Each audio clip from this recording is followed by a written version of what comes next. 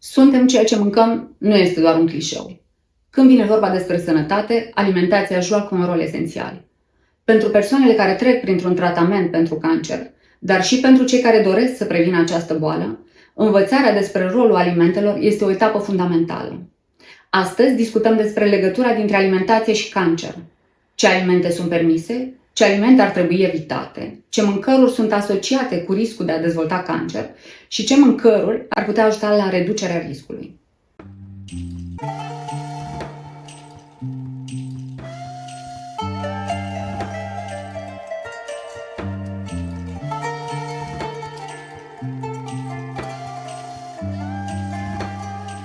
Salutare, dragilor, și bine ați revenit pe canal!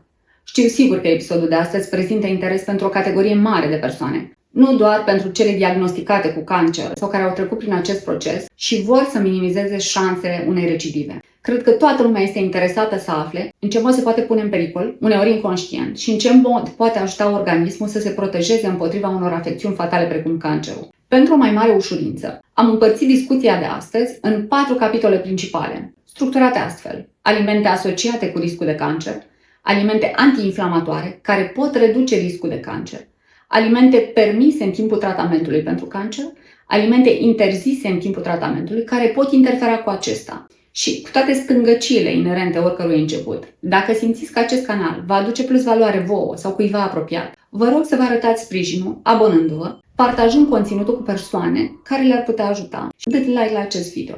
De asemenea, dacă aveți sugestii referitoare la conținutul, structura sau modul de prezentare a episoadelor, vă rog să mi le transmiteți în comentarii. Acestea fiind spuse, haideți așadar să plonjăm direct în acest subiect fierbinte, care vrem sau nu vrem ne impactează pe toți. Capitolul 1. Alimente asociate cu riscul de cancer. Când ajungi să te confrunți cu astfel de afecțiune, deși poate părea tardiv, începi să-ți faci temele și să cauți răspunsuri la numeroasele întrebări care apar pe parcurs. Și uite așa, descoperi că există studii care arată că anumite alimente pot crește riscul de a dezvolta cancer dacă sunt consumate în exces. Prima categorie ar fi a alimentelor ultraprocesate. Aici avem incluse mai multe tipuri de alimente. În primul rând, trebuie menționată carnea procesată, precum salamurile, baconul, cârnații și crembuștii și altele asemănătoare, care conțin adesea nitriți și nitrați, substanțe asociate cu un risc crescut de cancer, în special colorectal. Consumul de carne procesată apare în grupa 1 de factori cancerigeni ai Societății Americane de Cancer, alături de alcool, tutun, azbest. Tot în categoria alimentelor ultraprocesate intră și cinele gata preparate și congelate, supele la cutie, cartofii prăjiți, mâncare de tip fast food. Studii făcute pe 34 de tipuri de cancer, pe o perioadă de 10 ani, în care au fost monitorizați subiecti ce aveau inclus în dieta lor și alimente procesate, într-un procentaj ce varia între 9 și 41%, au demonstrat că fiecare creștere de 10% a procentajului de ultraprocesate în dietă implica în mod automat o creștere de 2% de a dezvolta orice tip de cancer. În plus, alimentele ultraprocesate conțin carbohidrați rafinați, zahăr adăugat, fibre puține, toate elemente care adaugă puțin câte puțin la riscul apariției cancerului, pe lângă alte afecțiuni. A doua categorie de alimente ar fi grăsimile trans. Acestea se găsesc în margarină și unele snacks-uri și prăjituri industriale și sunt asociate cu inflamația cronică din organism. Grăsimile trans pot apărea și în timpul gătirii, atunci când uleiul este încins prea tare, peste punctul de ardere sau de fum. De regulă, dacă începe să fumege, uleiul nu mai poate fi folosit la prepararea alimentelor. A treia categorie o reprezintă băuturile carbogazoase și zahărul adăugat. Consumul regulat poate duce la creșterea greutății, un factor de risc pentru mai multe tipuri de cancer. La femei, creșterea în greutate implică și o creștere a estrogenului, hormon care, în exces, favorizează multiplicarea celulelor canceroase. Așadar, menținerea unei greutăți optime este o recomandare de bază pentru evitarea apariției sau recidivei cancerului. În plus, trebuie ținut cont de faptul că, prin consumul de zahăr, crește aciditatea din corp, ceea ce poate favoriza apariția unor boli precum cancer. Alte alimente ce prezintă un pericol sunt mâncărurile gătite la temperaturi foarte mari, prăjirea sau prepararea la grătar, unde hrana intră în contact direct cu focul, este de evitat, deoarece acest lucru duce la formarea unor compuși numiți amine heterociclice, care au potențial toxic. Carnea roșie este cu mare semn de exclamare. Un regim alimentar bogat în carne roșie reduce speranța de viață, crescând riscul de cancer și de boli de inimă, arată cel mai recent studiu al Facultății de Medicină de la Harvard. Cercetătorii au analizat date provenind de la peste 120.000 de persoane, într-un interval de 28 de ani. Ce spun autorii? Consumul maxim admis săptămânal este de aproximativ 350 de grame. Cantitatea poate varia un pic în funcție de greutatea consumatorului.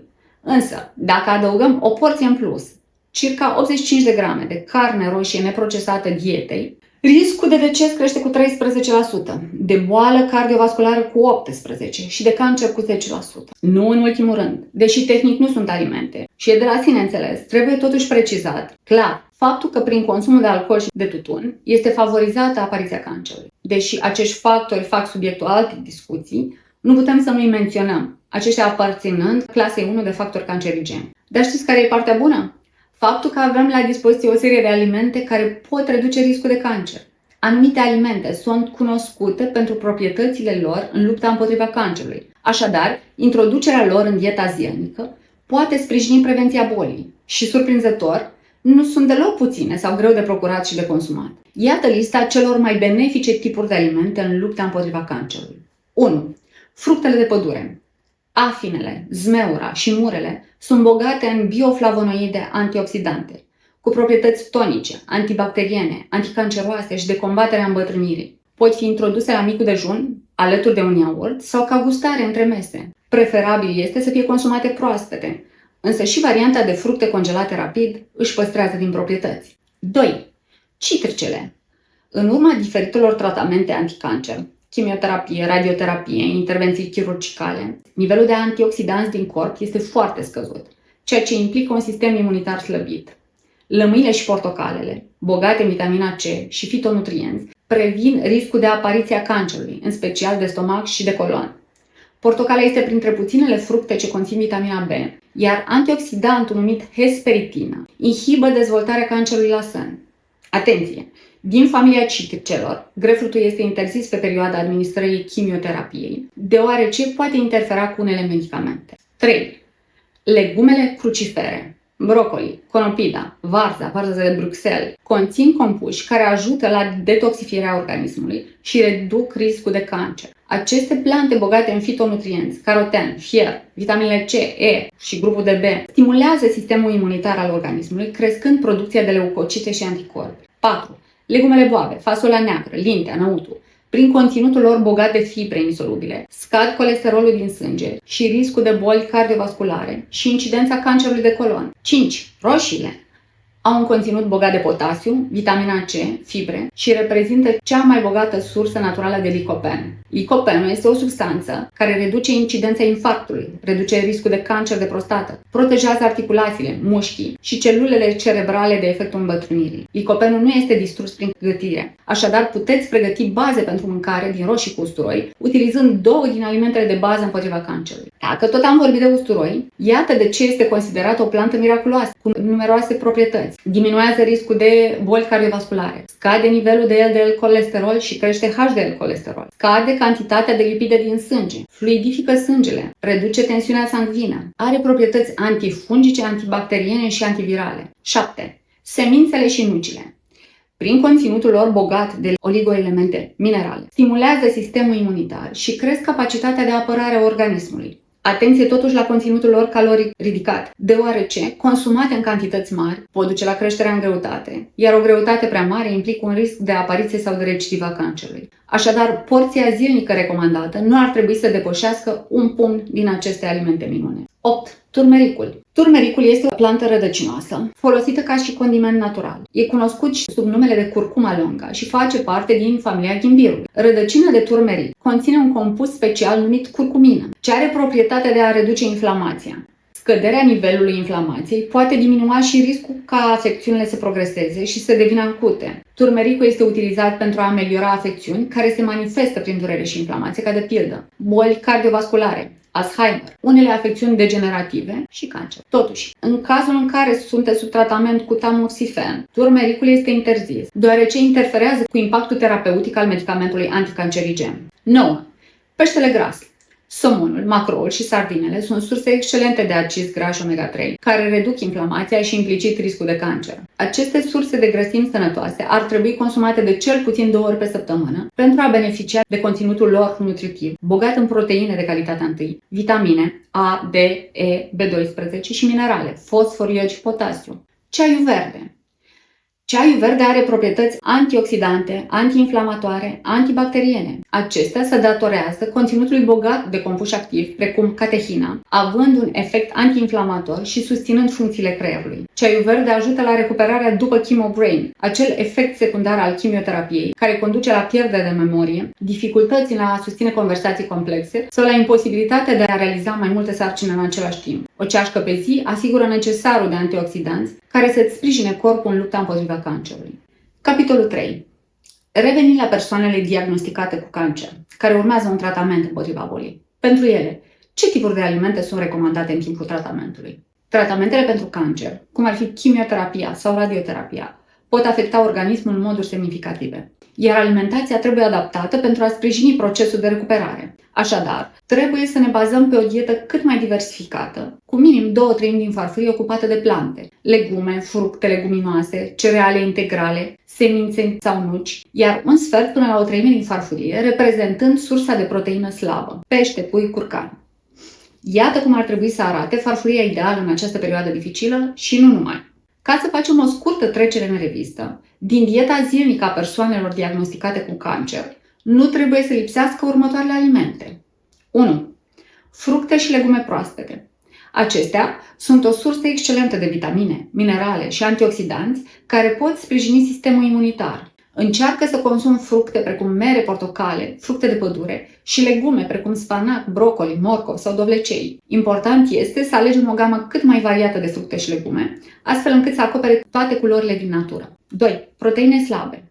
Corpul are nevoie de proteine pentru a se reface și pentru a menține masa musculară. Optează pentru carne slabă de pui sau curcan, pește, ouă și lactate cu conținut redus de grăsimi. Pentru cei care preferă o dietă pe bază de plante, tofu, lintea și năutul sunt alegeri excelente. 3. Grăsimi sănătoase. Grăsimile din nuci, semințe, avocado și uleiul de măsline extra virgin pot oferi energie și nutrienți esențiali. În general, pentru persoanele cu tumori mamare, este de dorit ca sursele de grăsime să nu depășească 15-20% din totalul caloriilor zilnice. 4. Cereale integrale. Orezul brun, quinoa, ovăzul și pâinea integrală furnizează fibre care ajută la menținerea unei digestii sănătoase. Lignanii, prezenți în cerealele integrale, au un efect benefic anticancerigen. Sursa cea mai concentrată de lignani o găsim în semințele de in. 5. Hidratare adecvată. Apa este vitală în orice etapă a tratamentului.